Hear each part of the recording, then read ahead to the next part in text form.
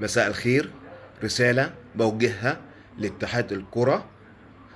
تمنيتنا ان يتم الغاء قرار عدم الهبوط.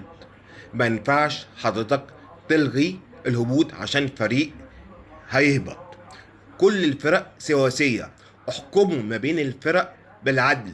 ما تقوليش حضرتك ده نادي جماهيري او نادي غير جماهيري. حضرتك بتعمل ازمة. السنة الجاية اكيد في فرق هتنزل.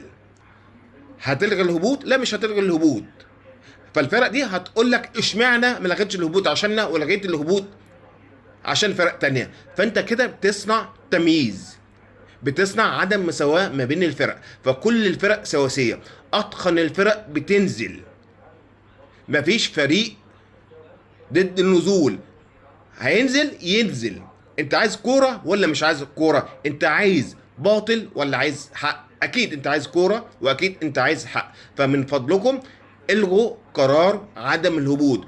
كل الفرق متساوية وما بينهم العدل. شكرا. ثانيا، رسالة لمجلس إدارة الأهلي. تمنياتنا إن حضراتكم تجددوا الثقة مع المدربين الوطنيين، ولاد البلد ولاد النادي. بلاش تتسرعوا في تعاقد مع مدرب أجنبي. نسبة نجاح المدرب الأجنبي مش نسبة كبيرة قوي، ولا نسبة فشل المدرب ابن البلد نسبة كبيرة. لا، في مدربين هنا أكفاء. ادوا ثقة للمدرب ابن البلد ابن النادي. بلاش تروحوا تتعاقدوا مع مدرب أجنبي وفي النهاية النتيجة مش هتبقى هي النتيجة المنتظرة.